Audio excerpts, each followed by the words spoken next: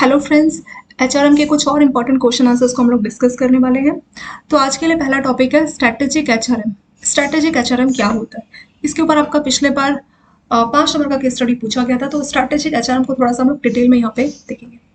Strategic HRM यानी कि strategic human resource management क्या है? तो स्ट्रैटेजिक एचआरएम को अगर हम लोग एक लाइन में समझना चाहें तो वो एक लाइन क्या होगी? वो ये लाइन होगी कि जो भी आप एचआर को लेके पॉलिसीज बना रहे हैं, जो भी आप स्ट्रैटेजी बना रहे हैं, वो आपके बिजनेस गोल के साथ अलाइन करनी चाहिए।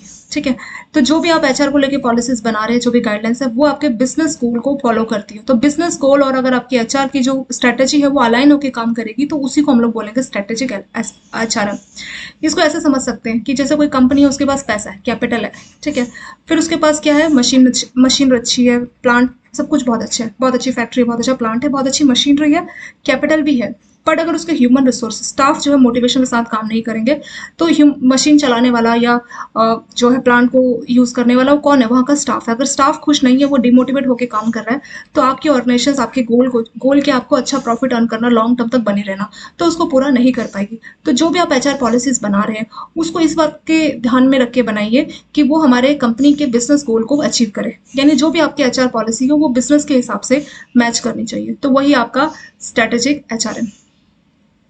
ये जो स्ट्रैटेजिक एचआरएम है, इसके अगर हम की फीचर की बात करें तो वो ये है कि ये इंटीग्रेट है। इंटीग्रेट मतलब किसी चीज को जोड़ के बनाया जाता है, उसको बोला जाता है integrate. HR strategies are integrate vertical with business strategy and horizontal with one another. यानी जो भी आप एचआर को स्ट्रैटेजी बना रहे हैं, ठीक है, तो हॉरिजॉन्टली तो एचआर की जो भी पॉलिसी वो तो उधर है ही है। वर्टिकली जो आपकी बिजनेस स्ट्रैटेजी, बिजनेस को लेके आप क्या स्ट्रैटेजी बना रहे हैं, तो वो आपकी वर्टिकल है। तो वर्टिकल में बिजनेस स्ट्रैटेजी है और हॉरिजॉन्टल में एचआर की खुद की पॉलिसीज है। तो इस तरीके से स्ट्रैटेजिक एचआरएम काम करता है। The HR strategy developed by the strategic HRM approach are essential component of business strategy. तो जो भी आप एचआर को लेकर स्ट्रैटेजीज बना रहे हैं वो आपकी बिजनेस स्ट्रैटेजी का भी पार्ट होना चाहिए। Strategic HRM and strategic management describe an approach that focus on long term issues and provide direction. यानी स्ट्रैटेजिक एचआरएम आपके लॉन्ग टर्म इशू की बात करता है, यानी ये लॉन्ग टर्म तक बने रहने की बात करता है और ये कंपनी को डायरेक्शन देने का काम करता है। तो जो भी आप एचआर की पॉलिसीज बनाएंगे, कंपनी जो भी एचआर को पॉलिसीज बनाएगी, एचआर को लेके, ह्यूमन रिसोर्स को लेकर जो भी पॉलिसीज बनाएंगी, उस पर जो है आपकी कंपनी का जो गोल है उस गोल को फोकस करना चाहिए, उस गोल को ध्यान में रख के आप पॉलिसीज बनाइए। तो अगर आपकी एचआर पॉलिसीज कुछ बन रही है तो एक तरफ तो आप एचआर पॉलिसीज बना रहे हैं, दूसरी तरफ आप उसके आपके ऑर्गेनाइजेशन के जो बिजनेस गोल है उसको इंटीग्रेट करके अपनी एचआर पॉलिसीज को बनाए। 10 प्रिंसिपल, प्राइस ने 1997 में 10 प्रिंसिपल की बात की गई थी स्ट्रैटेजिक एचआरएम में, ठीक है। और ये जो 10 प्रिंसिपल है इसको बेंचमार्क यानी इनको स्टैंडर्ड के तौर पे कंपनी इस्तेमाल कर सकती है। तो कंपनी अगर अपने स्ट्रैटेजिक एचआरएम को इंप्रूव करना चाहती है तो जो प्राइस ने 10 प्रिंसिपल दिए थे इनको एज ए बेंचमार्क, इनको एज ए स्टैंडर्ड कंपनी इस्तेमाल कर सकती है। कौन कौन से 10 प्रिंसिपल है उसकी हम लोग बातचीत कर लेंगे। पहला है फ्रेंड्स यहाँ पे प्रिंसिपल ऑफ कॉम्प्रिहेंसिवनेस, यानी एचआरएम जो है बिजनेस, जो आपका ऑब्जेक्टिव है, बिजनेस ऑब्जेक्टिव क्या है, कंपनी का अच्छा प्रॉफिट अर्न करना। तो जो भी आपको जो ह्यूमन रिसोर्स मैनेजमेंट है वो मैच करना चाहिए कंपनी के बिजनेस ऑब्जेक्टिव के साथ, ये हो जाएगा कॉम्प्रिहेंसिवनेस। सेकेंड है principle of coherence, allocation and HR activities integrate into meaningful work. तो जो भी आप एलोकेशन कर रहे हैं, स्टाफ एलोकेशन कर रहे हैं या कुछ भी, तो वो आपकी एचआर एक्टिविटीज के साथ इंटीग्रेट होना चाहिए। Principle of control, effective organisations require a control, यानी हमें क्या करना है, एक कंट्रोल सिस्टम भी काम करना चाहिए जो कि डायरेक्शन देने का काम करेगा ऑर्गेनाइजेशन को। तो एक कंट्रोल सिस्टम भी प्रॉपरली काम करना चाहिए। प्रिंसिपल ऑफ कम्युनिकेशन, जितने भी एम्प्लॉयज है ना वो अंडरस्टैंड करते हो और एक्सेप्ट करते हो ओपन कल्चर को। यानी कुछ ऑर्गेनाइजेशंस क्या होती है वहां पे बस वन वे कम्युनिकेशन होता है, यानी जो मैनेजर बोलेगा वही सबको करना है। बट यहाँ पे जो है कम्युनिकेशन का प्रिंसिपल यानी एक ओपन कल्चर होना चाहिए, कोई बैरियर नहीं है, कोई भी अपनी बात रख सके। Principle of credibility, staff trust top management and believe in strategy. तो जो भी टॉप मैनेजमेंट है उस पर ट्रस्ट होना चाहिए और जो भी टॉप मैनेजमेंट स्ट्रेटेजी बनाएगा तो एचआर को, सॉरी जो स्टाफ है उनको वो स्ट्रेटेजी पे बिलीव होना चाहिए। तो एक क्रेडिबिलिटी यानी भरोसा होना चाहिए, तो भरोसे का प्रिंसिपल भी यहाँ पे आ जाता है। नेक्स्ट है principle of commitment, employ are motivated to achieve organisation. तो जो लोग हैं, जो एम्प्लॉयज काम कर रहे हैं, स्टाफ है, उनको अपने काम को लेकर कमिटमेंट फील होना चाहिए, यानी उनके अंदर मोटिवेशन होना चाहिए कि हाँ ये हमारे ऑर्गेनाइजेशन का गोल है, ये हमारा अपना पर्सनल गोल है, हमें इसको अचीव करना है। Principle of change, continuous improvement and development. तो आप जानते हैं कि सर्वाइवल के लिए हमें टाइम टू टाइम खुद को इंप्रूव करना होता है, डेवलप करना होता है, चेंज करना होता है। तो चेंज का प्रिंसिपल भी वहां पे लागू होना चाहिए। हर एम्प्लॉय खुद को बदलने के लिए, अगर कोई नई स्किल्स चाहिए उसको सीखने के लिए हमेशा से तैयार रहे। प्रिंसिपल ऑफ कॉम्पिटेंस, कॉम्पिटेंस का मतलब होता है योग्यता, योग्य। Organisations that are competent in achieving their objective depend on individual competence. तो अगर कोई ऑर्गेनाइजेशन अपने गोल को अचीव करना चाहता है तो वहाँ के जो एम्प्लॉय है वो कितने योग्य हैं, उनके अंदर कितनी स्किल्स है, ये बात भी बहुत जरूरी है। तो जितने भी एम्प्लॉय है उनको काम को लेके उनके अंदर योग्यता होनी चाहिए। Principle of creativity, competitive advantage come from unique strategies. तो जो एम्प्लॉयज है उनके अंदर क्रिएटिविटी होनी चाहिए, नई नई स्ट्रेटेजीज, नए नए इनोवेशन, नए नए आइडियाज अगर आएंगे तो आप अपने कॉम्पिटिटर से अच्छे आगे आप बढ़ पाएंगे, उनसे आप उनको आप अच्छा कॉम्पिटिशन दे पाएंगे। Principle of cost effectiveness, competitive fair reward and promotion. Cost effectiveness में बोला गया है कि एक अच्छा रिवॉर्ड सिस्टम होना चाहिए, जो अच्छा कर रहा है तो उसको रिवॉर्ड मिल रहा है, प्रमोशन दिया जा रहा है, तो ये वाला सिस्टम भी काम करना चाहिए। तो ये आपके 10 प्रिंसिपल है स्ट्रेटेजिक एचआरएम के। तो स्ट्रेटेजिक एचआर में बस ये बात बोली गई कि आप एचआर को लेके जो भी पॉलिसीज बना रहे हैं, एचआर होता है आपका ह्यूमन रिसोर्स, आपका स्टाफ, ठीक है। आप स्टाफ को लेके जो भी पॉलिसीज बना रहे हैं, आपकी जो बिजनेस, जो आपकी ऑर्गेनाइजेशन का गोल है उसको ध्यान के रख के बनाइए, बस इतना इसमें बोला गया। इसके 10 प्रिंसिपल्स को दिया गया था प्राइस के द्वारा। प्रिंसिपल ऑफ कॉम्प्रिहेंसिव पहला प्रिंसिपल है, इसमें ये बोल रहा है कि जो भी बिजनेस ऑब्जेक्टिव हो उसको एचआरएम को जो है मैच करना चाहिए, यानी जो आपका ह्यूमन रिसोर्स को लेके जो आप ऑब्जेक्टिव जो चीजें कर रहे हो और आपकी ऑर्गेनाइजेशन के जो ऑब्जेक्टिव वो आपस में मैच करने चाहिए, ठीक है। फिर अगला बोला है कि जो भी आप एलोकेशन कर रहे हैं, एचआर एक्टिविटी कर रहे हैं, वो आपस में इंटीग्रेट होनी चाहिए। कंट्रोल बोला है कि आपका एक कंट्रोल सिस्टम प्रॉपर होना चाहिए ताकि एक डायरेक्शन दी जा सके। और कम्युनिकेशन बोल रहा है कि एक ओपन कल्चर हो जहाँ पे अपनी बात हर कोई रख सके। क्रेडिबिलिटी मतलब भरोसा, जो आपके एम्प्लॉयज अपने टॉप मैनेजमेंट पे भरोसा करते हो, उनकी बात पर उनको विश्वास हो, उनकी स्ट्रेटेजी पे वो बिलीव करते हो। कमिटमेंट मतलब जो एम्प्लॉय है वो काफी मोटिवेशन के साथ काम करते हो, ठीक है, अपने गोल को, अपनी ऑर्गेनाइजेशन के गोल को अचीव करने के लिए एक अच्छा कमिटमेंट महसूस करते हो, अच्छा मोटिवेशन वो महसूस करते हो। प्रिंसिपल ऑफ चेंज मतलब इंप्रूवमेंट और डेवलपमेंट, जैसे आप चाहते हैं कि आप सर्वाइव कर सके तो आपको इंप्रूव करते रहना होगा, डेवलप करते रहना होगा। जैसे नोकिया जो कि अपने आप को पहले टाइम के हिसाब से नहीं ढाल पाया, तो मार्केट में 70% से ऊपर शेयर था और उसके बाद ये डाउन होकर 5% से भी कम चला गया था। वो इसीलिए हुआ था क्योंकि ये चेंज नहीं कर पाया टाइम के साथ। तो अगर आप सर्वाइव करना चाहते हैं तो टाइम के साथ आपको इंप्रूव भी करना होगा और खुद को डेवलप भी करते रहना होगा।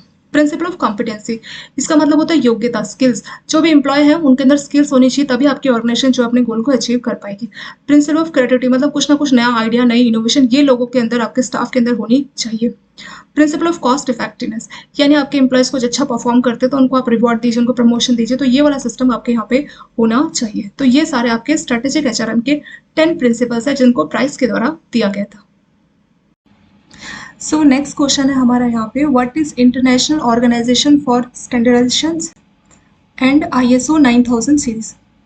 तो इस टॉपिक में हम लोग देखेंगे कि आईएसओ क्या होता है और आईएसओ 9000 सीरीज में कौन कौन सी चीजें कवर होती है। पहले हम लोग समझते हैं आईएसओ का मतलब क्या। आईएसओ की फुल फॉर्म होगी आपकी इंटरनेशनल ऑर्गेनाइजेशन फॉर स्टैंडर्डाइजेशन, ठीक है। ये ऑर्गेनाइजेशन क्या होती है, इंटरनेशनल का मतलब हो गया ये जो ऑर्गेनाइजेशन है ग्लोबल लेवल पे काम करती है। ऑर्गेनाइजेशन मतलब ये कोई ऑर्गेनाइजेशन है जो कि स्टैंडर्ड्स देती है, प्रोटोकॉल्स देती है, गाइडलाइंस देती है, ठीक है। किस टाइप की गाइडलाइंस देती है, ये कुछ स्टैंडर्ड गाइडलाइंस देती है जो कि कंपनीज को फॉलो करनी होती है। तो ये सभी के लिए नहीं है, जो भी कंपनीज इंटरनेशनल लेवल पे अपने बिजनेस को बढ़ावा देना चाहती है। मान लीजिए इंडिया की कोई कंपनी, कोई फैक्ट्री है, ठीक है, ये फैक्ट्री इंडिया में अपने प्रोडक्ट बेचती है। अब क्या है कि इस कंपनी को मान लीजिए अपने प्रोडक्ट एक्सपोर्ट करने, यूएसए में, जर्मनी में, कहीं बाहर की कंट्री में अगर ये कंपनी अपने प्रोडक्ट को एक्सपोर्ट करना चाहती है, तो बाहर की कंपनीज के क्या होते हैं कि कोई भी लोकल प्रोडक्ट आप कहीं पे भी नहीं बेच सकते, ठीक है। हर कंपनीज, हर कंट्रीज की अपनी अपनी गाइडलाइंस होती है, अपनी अपनी गाइडलाइंस होती है जो कि वहाँ की कंपनीज को फॉलो करनी होती है। मान लीजिए यूएसए की जो कंपनीज यूएसए के लोगों को सामान बना के बेच रही है, यूएसए की जो फैक्ट्रीज है, कंपनीज है, तो वहाँ पे यूएसए ने अपने स्टैंडर्ड लगाए। ऐसे जर्मनी की जो कंपनी है उसमें जर्मनी की के जो है कंट्री ने अपने अपने स्टैंडर्ड लगाए, तो वहाँ की कंपनीज उन स्टैंडर्ड को फॉलो करती है। और अगर हम इस कंपनी की बात करें तो इंडिया के कुछ स्टैंडर्ड होंगे, ठीक है। तो ये कंपनी इंडिया के तो स्टैंडर्ड के हिसाब से ठीक है, बट जो चीज इंडिया में एक्सेप्टेबल है जरूरी नहीं कि वो चीज यूएसए में भी एक्सेप्टेबल हो, और वाइस वर्सा, मतलब जो चीज यूएसए में एक्सेप्टेबल है जरूरी नहीं कि वो इंडिया में भी एक्सेप्टेबल हो। तो यहाँ पे हमें आईएसओ की जरूरत पड़ती है, यानी ये इंटरनेशनल लेवल पे होगा। यानी आईएसओ बोलेगा, अब इंडिया की कंपनी बहुत कंफ्यूज है कि इंडिया के स्टैंडर्ड तो मैं फॉलो कर रहा हूँ बट यूएसए के नहीं कर रहा, यूएसए की कंपनी इस बात से परेशान है, तो कोई ना कोई एक ऐसा स्टैंडर्ड फॉर्मेट हो जो हर जगह पे एप्लीकेबल हो। मतलब कोई भी कंपनी, चाहे वो इंडिया की हो, यूएसए की, जर्मनी की, कहीं की भी हो, अगर वो आईएसओ के स्टैंडर्ड को पूरा करे तो उसके बाद वो कहीं पे भी अपना सामान किसी भी कंट्री में वो एक्सपोर्ट करके बेच सके अपना सामान, ठीक है। तो उसी के लिए आईएसओ की जरूरत पड़ती है, इंटरनेशनल ऑर्गेनाइजेशन फॉर स्टैंडर्डाइजेशन। यानी अगर आपको आईएसओ ने कुछ स्टैंडर्ड दिए, कुछ गाइडलाइंस दिए, कुछ प्रोटोकॉल्स दिए हैं, अगर कंपनीज ने उन प्रोटोकॉल को पूरा कर दिया तो वो कंपनी आईएसओ सर्टिफाइड हो जाती है। सो इससे हमें ये पता लगा कि आईएसओ की जरूरत क्यों पड़ती है, ठीक है। कंपनीज इंडिया के स्टैंडर्ड को तो फॉलो कर रही है, लेकिन वो यूएसए के नहीं फॉलो कर रही है। ऐसे यूएसए की कंपनी इंडिया के फॉलो कैसे करेगी? तो बहुत ज़्यादा कंफ्यूजन क्रिएट होता है।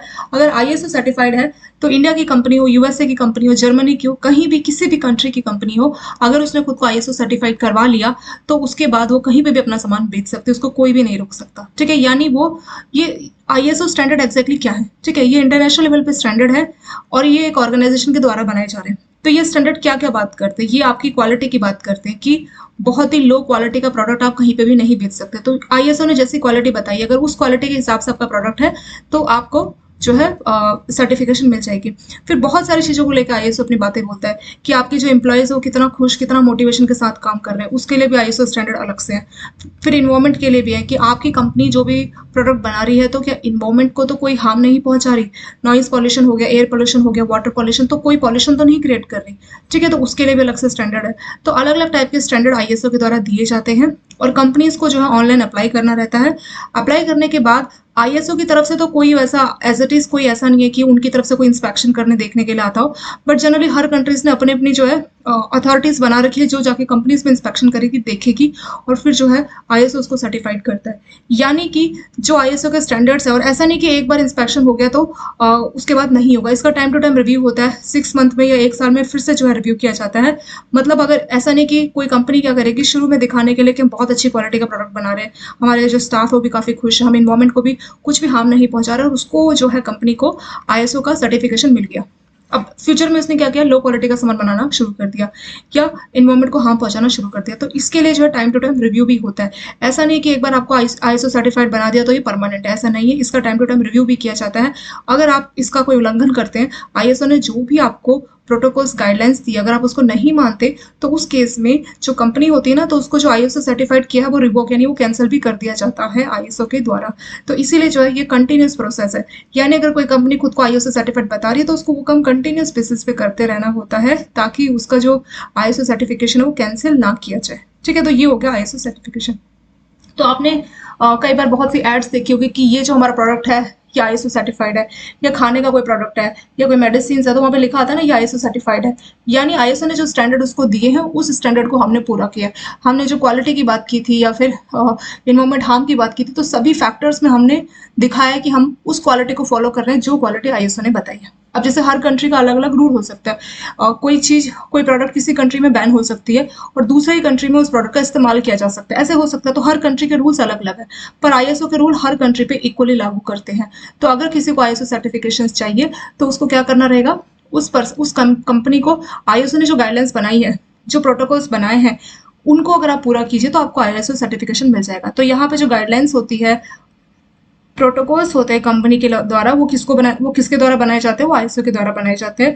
और कंपनीज को प्रूफ करना होता है, दिखाना होता है कि आपने जो गाइडलाइंस जो प्रोटोकॉल बोली है हम उसको फॉलो करते हैं, हम उसको पूरा करते हैं। ठीक है, आपने जो क्वालिटी को लेके, इन्वायरमेंट को लेके, आपके जो स्टाफ जो काम कर रहे हैं हमारे कंपनी में उनके हैप्पीनेस को लेके, ठीक है, उनके मोटिवेशन को लेके जो बातें बोली है हम सब में पूरा है, हमने सबको पूरा किया, तो आपको आईएसओ सर्टिफाइड कर दिया जाएगा आईएसओ के द्वारा। ये तो आपका आईएसओ का बेसिक इंट्रोडक्शन हो गया। ठीक है, फिर उसके बाद ये तो मैंने आपको बताया कि आईएसओ क्या होता है। उसके बाद आईएसओ 9000 सीरीज। तो ये आईएसओ 9000 क्या है? आईएसओ 9000 में पूरी की पूरी फैमिली है। सो आईएसओ 9000 में क्या है, पूरी की पूरी फैमिली है। किसकी फैमिली है ये? आईएसओ 9000 पहली बार कब आया था? आईएसओ 9000 फर्स्ट टाइम 1987 में आया था। ठीक है, इसका हिस्ट्री थोड़ा तुम्हें पढ़ेंगे। फिर इसका अलग अलग वर्जन आता है, 9000, फिर 9001, 9002, 3, 4। तो ये सारे के सारे जो है ना, ये आईएसओ 9000, इसको आईएसओ 9000 फैमिली बोलते हैं। ठीक है, ये उसी की सीरीज है। 9000 की अलग अलग सीरीज, या इसको आपने 9000 सीरीज के नाम से भी देखा होगा। 9000 सीरीज मतलब पहले 9000 आया, फिर 9001, 2, 3, 4, इस तरह से जो है इसकी सीरीज जो है शुरू की गई थी।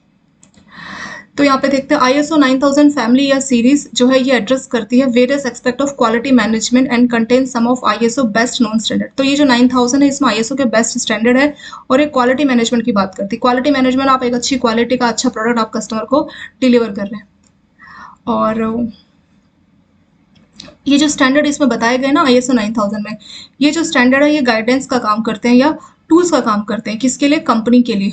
company या organization who want to ensure that their product and service consistently meet customer requirement and quality is consistently improve। यानी अगर कस्टमर कंपनी दिखाना चाहती है कि हमारा जो प्रोडक्ट है बहुत अच्छी क्वालिटी का है और वो कस्टमर के रिक्वायरमेंट को पूरा करता है और हमारे प्रोडक्ट की क्वालिटी जो है लगातार इंप्रूव होती जा रही है, तो 9000 सीरीज में उसी के बारे में बात की गई है। ठीक है, तो ISO 9000 can help a company satisfied customer. तो अगर कंपनी ने ISO 9000 के स्टैंडर्ड को पूरा किया है, इसका ये मतलब है कि उस कंपनी के जो कस्टमर है वो उससे सेटिस्फाई हो, खुश है उसका प्रोडक्ट खरीद के।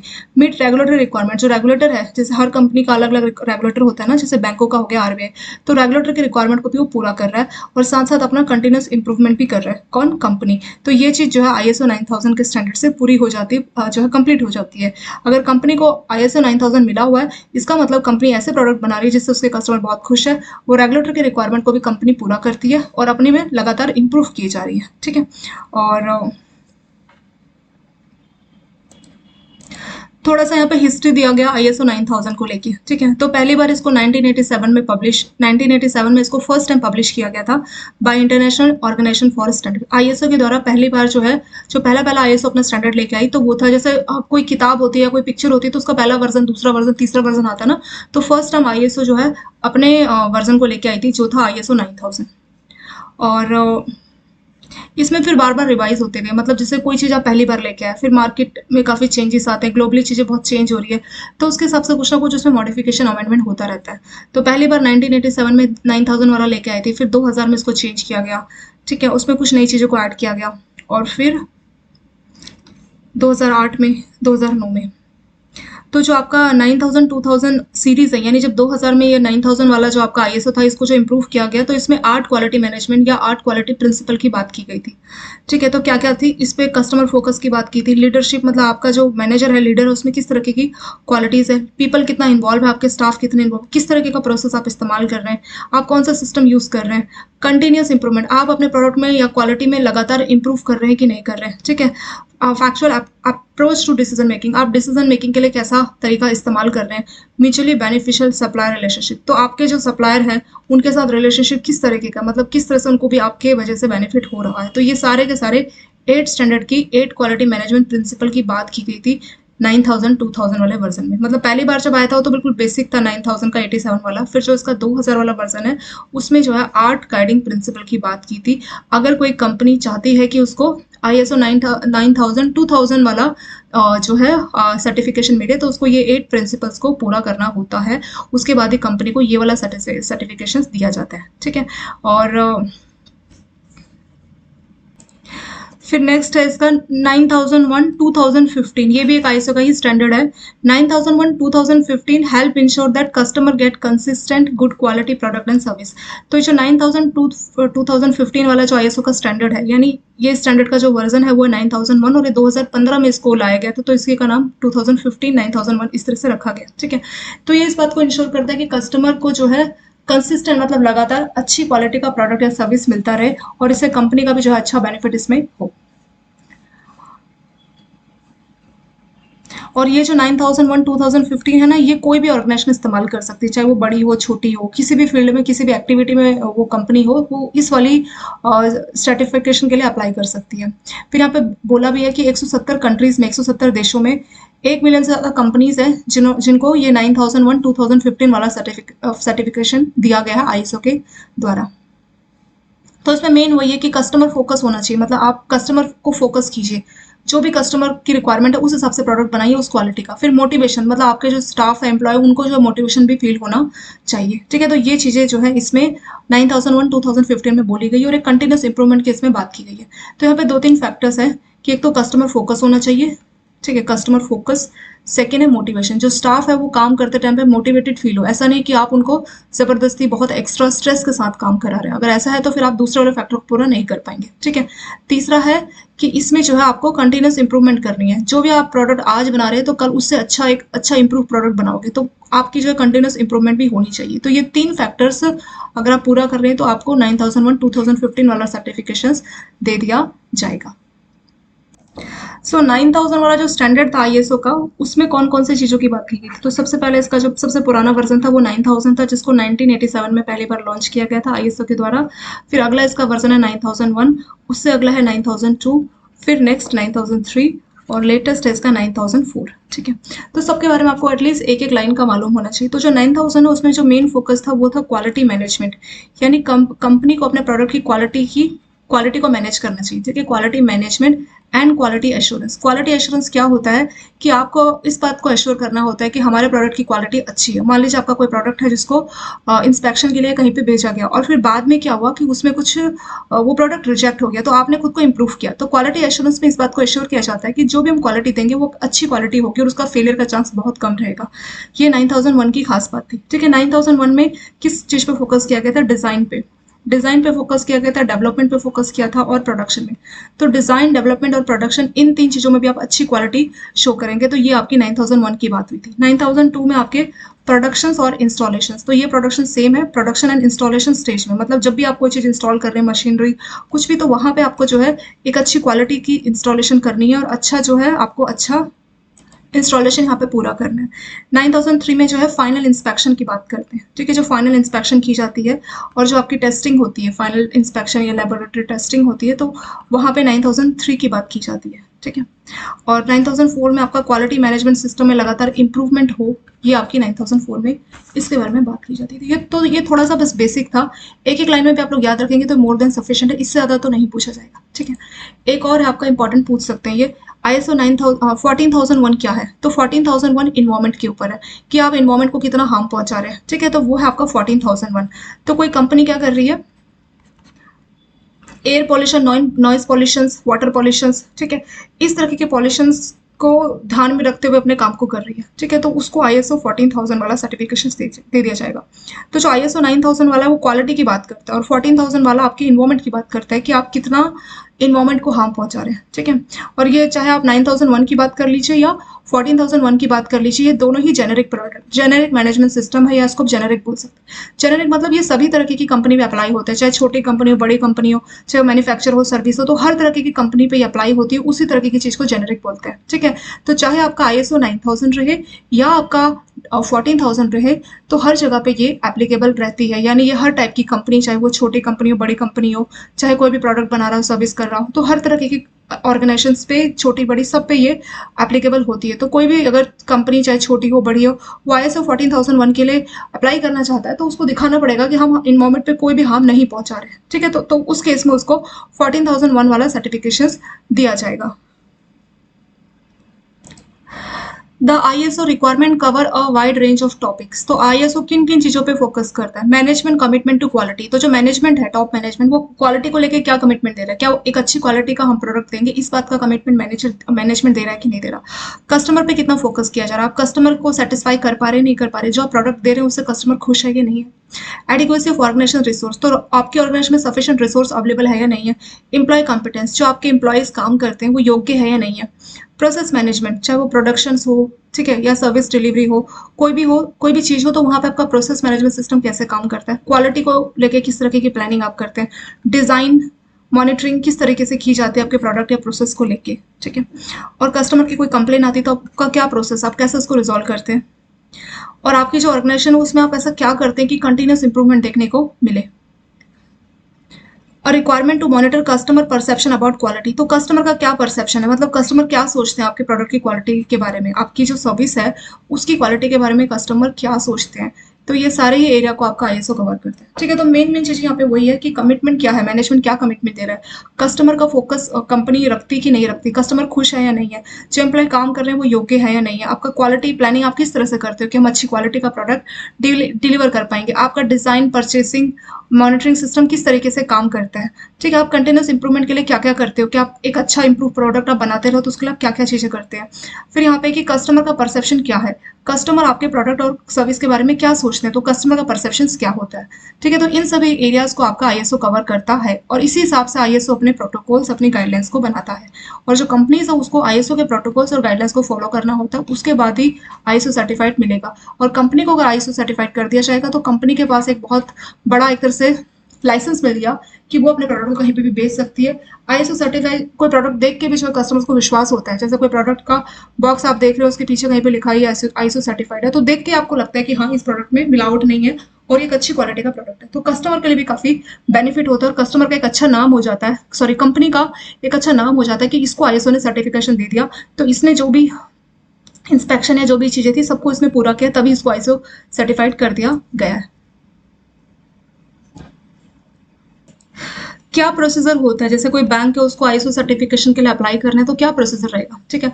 अगर कंपनी के बैंक के मैनेजमेंट ने डिसीजन ले लिया कि बैंक की कोई ब्रांच है या बैंक है उसको आईएसओ के किसी सीरीज के लिए सर्टिफिकेशन चाहिए, तो इसमें जो बैंक का मैनेजमेंट है वो एक इंटरनल मतलब खुद का मैनेजमेंट रिप्रेजेंटेटिव को अपॉइंट करेगा, who will lesson closely with the external consultant and all the concern officer. तो अलग अलग जो सेक्शंस आईएसओ के उसके लिए जो उसको कंसल्ट करेंगे, किसको, एमआर यानी मैनेजमेंट रिप्रेजेंटेटिव बैंक के बिहाफ पे रिप्रेजेंट करेगा। Each procedure that is covered under ISO certification is carefully document. तो जो जो चीजें जो जो प्रोसीजर बैंक को फॉलो करना है तो उसको लेके बैंक पूरा डॉक्यूमेंटेशन बनाएगा, पैराग्राफ सब पैराग्राफ में सारी चीजें प्रॉपर नंबरिंग के साथ वहाँ पे मेंशन करेगा। और फिर जो हेड का डिपार्टमेंट का जो हेड है, जैसे ब्रांच हेड या कोई डिपार्टमेंट हेड, उसका उस पर साइन लिया जाएगा। Therefore, all the activity of section are carried out strictly in accordance with laid down procedure। तो यहाँ पे पूरा का पूरा जो भी चीजें बैंक का फॉलो करने वाला है आईएसओ के हिसाब से, तो पूरा का पूरा पैराग्राफ लाइनिंग नंबरिंग के हिसाब से करेगा और ब्रांच हेड का उसमें साइन लेगा। और उसके बाद क्या होगा कि सारी चीजें जो है डॉक्यूमेंटेड फॉर्म में आ गई, मतलब बैंक सिर्फ बोल नहीं रहे कि हम ऐसा करेंगे, बट सच में उन्होंने डॉक्यूमेंटेशन किया है, प्रॉपर उसके डॉक्यूमेंट्स बनाए हैं और वहाँ पे प्रॉपर डिपार्टमेंट हेड के साइन भी है। तो उससे ये बात तो इसमें पता लग गई है कि इस चीज को बैंक सीरियसली उसको फॉलो करने वाला है। डिपार्टमेंट हेड का भी साइन होता है और जो मैनेजमेंट रिप्रेजेंटेटिव उसको भी साइन करना रहता है, ठीक है, दोनों का साइन यहाँ पे रहता है। Example, it is mention that customer relations executive in the bank would. तो यहाँ पे मान लीजिए बैंक ने अपने डॉक्यूमेंट में मेंशन किया कि जो कस्टमर रिलेशंस एग्जीक्यूटिव है, कस्टमर जैसे कॉल करता है तो 2 रिंग के अंदर जो है कॉल पिकअप करता है, ठीक है। तो इस तरह की चीज को मॉनिटर किया गया। अगर इसमें कोई डेविएशन देखने को मिलेगा, ठीक है, तो यहाँ पे क्या होगा, to be rectified as per laid down once the procedure within the plan set of activities complete. तो मान लीजिए अगर ऐसा नहीं हो रहा है, कुछ हो रहा है, तो कुछ टाइम लिमिट दिया जाएगा। अगर उस रीजनेबल टाइम के अंदर उसको पूरा कर लिया जाता है तो ओके है, अगर वो नहीं है तो इसको रिवोक भी कर लिया जाएगा। इसका जो पीरियोडिक रिव्यू है, मान लीजिए किसी बैंक को या किसी ब्रांच को बैंक की आईएसओ का सर्टिफिकेशन मिला तो उसका टाइम टू टाइम रिव्यू भी किया जाएगा, जैसे हर साल हो गया या 6 मंथ हो गया। और कोई डेविएशंस मिलती है और डेविएशंस मिलने के बावजूद भी बैंक ने उसको रेक्टिफाई नहीं किया उस टाइम के अंदर जो टाइम उसको मिला था, तो उसका जो सर्टिफिकेशन है उसको रिवोक यानी कैंसिल भी कर दिया जाता है। तो ये आपका शॉर्ट में थोड़ा सा आईएसओ हो गया और आईएसओ क्या होता है, किस लिए काम आता है, कौन कौन सा आईएसओ के वर्जन्स है, कौन कौन सी जो आईएसओ सीरीज है 9000 उसमें कौन कौन सी चीजें हैं। जो आपका 19000 है वो किस लिए है, ठीक है। तो ये कभी पूछ सकते हैं कि आईएसओ 19000 किस लिए, सॉरी 14000 किस लिए, तो 14000 आपका है इन्वायरमेंट को लेके, ठीक। सो हमारी मैकमिलियन बुक में आईएसओ 9000 फैमिलीज को लेके कुछ स्टैंडर्ड दिए गए 3-4, एक बार उसको थोड़ा सा हम लोग देख लेते हैं। इसमें पहला 9000 की जो फैमिली है उसका जो नेक्स्ट एक सीरीज है उसमें एक है हमारा आईएसओ 9001 2015। तो ये जेनेरिक स्टैंडर्ड है। जेनेरिक का मतलब होता है कि ये चाहे छोटी हो, बड़ी हो, प्रोडक्ट वाली हो, सर्विस वाली हो, किसी भी इंडस्ट्री हो, सब पे ये एप्लीकेबल होता है। और ये भी क्वालिटी मैनेजमेंट सिस्टम है, यानी प्रोडक्ट की क्वालिटी को लेके ये कंसिडर करता है। It focus on customer request, तो कस्टमर की सेटिस्फिकेशन पे भी ये फोकस करता है। कौन सा, 9001 2015। तो ये जो 2-3 वर्ड है कि ये जेनेरिक प्रोडक्ट है, कस्टमर पे फोकस करता है, क्वालिटी पे फोकस करता है, इतना आप लोग याद रखिए, ठीक है, इससे ज्यादा नहीं पूछा जाएगा। ऐसे ही 9000 2015, तो ये आपका बिल्कुल बेसिक है, बेसिक कंसेप्ट है ये। और ये अलग अलग ऑर्गेनाइजेशन के प्रिंसिपल ऑफ क्वालिटी की बात करता है। तीसरा है 9004 2009, it focus on how to make a quality management system more. तो यहाँ पे तो बेसिक क्वालिटी मैनेजमेंट की सिस्टम की बात की है, यहाँ पे उसके इफेक्टिवनेस की बात की कि क्वालिटी मैनेजमेंट सिस्टम कितना इफेक्टिव वे में ये काम कर रहा है। और ये भी हर ऑर्गेनाइजेशन पे लागू होती है, चाहे छोटी हो, बड़ी हो, किसी भी टाइप की इंडस्ट्रीज हो, हर तरह की ऑर्गेनाइजेशन पे ये भी लागू होती है। नेक्स्ट है 19001 2011, ये आपका set out guidelines of internal and external audit of quality management system. तो कंपनी का क्वालिटी मैनेजमेंट सिस्टम की इंटरनल और एक्सटर्नल ऑडिटर की गाइडलाइंस दी जाती है इस क्वालिटी वाले में। और ये जो 19001 वाला है ना, ये एक इंटरनेशनल स्टैंडर्ड है that provide guidelines for auditing management system. तो ये ऑडिटिंग की बात करता है, इंटरनल और एक्सटर्नल ऑडिट को लेकर गाइडलाइंस देने का काम ये करता है। और यहाँ तक कि जैसे आपका जो 9001 जो क्वालिटी वाला है और जो 14001 जो आपका इन्वायरमेंट वाला है ना, तो उन सभी की जो है क्वालिटी मैनेजमेंट की भी ये बात करता है। तो थोड़ा सा बेसिक हो गया यहाँ पे। ISO 9000 फैमिली में 4 बताएं। 9001 2015 ये आपका क्वालिटी मैनेजमेंट की बात करता है, ये जेनरिक है, नहीं सभी तरह की कंपनी पे लागू होता है, और एक कस्टमर रिक्वेस्ट की कस्टमर पे फोकस ये करता है। फिर 9000 2015 वाला ये बेसिक है, ये बेसिक आपका ये फंडामेंटल बिल्कुल बेसिक कंसेप्ट है, और ये क्वालिटी मैनेजमेंट की बात करता है हर ऑर्गेनाइजेशन पे जो कि लागू होता है। फिर 9001 2009 वाला, सो 19,001 2001 वाला जो मेन फोकस है वो है आपका ऑडिट के ऊपर, ठीक है, इंटरनल और एक्सटर्नल ऑडिट को लेके गाइडलाइंस देने का काम ये करता है। तो सभी में बस आप एक एक लाइन याद रखिए, उससे आपको डिफरेंस पता लगेगा। तो 19,001 और 2001 का 2011 का कोड वर्ड है ऑडिट, ये इंटरनल और एक्सटर्नल ऑडिट को लेके गाइडलाइंस देता है। 9004 और 2009 वाले का जो कोड वर्ड है वो है क्वालिटी मैनेजमेंट को ये ज़्यादा इफेक्टिव बनाता है, यानी ये क्वालिटी मैनेजमेंट की इफेक्टिव की बात करता है। 9000 2015 वाला क्या है, इसका ये फोकस होता है कि जो कस्टमर्स है, ये मतलब ये बेसिक प्रिंसिपल है, मतलब ये जो बेसिक गाइडलाइंस देने का ये काम करता है, और ये इस बात को इंश्योर करता है कि क्वालिटी मैनेजमेंट का प्रिंसिपल पूरी तरह से फॉलो हो अलग अलग ऑर्गेनाइजेशन के ऊपर। और 2015 एक्चुअली स्टाफ पे भी फोकस करता है कि जो स्टाफ है वो मोटिवेशन के साथ काम करे। फिर जो पहला है 9001 2015, ये आपके कस्टमर पे फोकस करता है कि कस्टमर को अच्छी क्वालिटी का प्रोडक्ट दिया जाए। तो चारों के आप कोड वर्ड को याद रखिए, एक एक वर्ड, उससे आपको आइडिया लग जाएगा। जो भी क्वेश्चन है आपका 1 नंबर से ऊपर किसी के ऊपर नहीं पूछा जाएगा, ठीक है। अगर क्वेश्चन आता है 19,001 2011 तो ये ऑडिट पे फोकस करता है। 9004 2009 तो ये क्वालिटी को एफिशिएंट, मतलब यहाँ पे तो बेसिक क्वालिटी की बात करी, यहाँ पे उसके इंप्रूवमेंट की बात की जा रही है, ठीक है।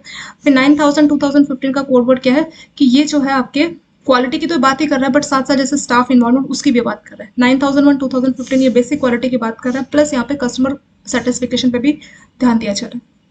इसके साथ ये वाला जो इंपॉर्टेंट क्वेश्चन आंसर है ये यहाँ पे आपका कंप्लीट हो गया। Thank you so much for watching this video.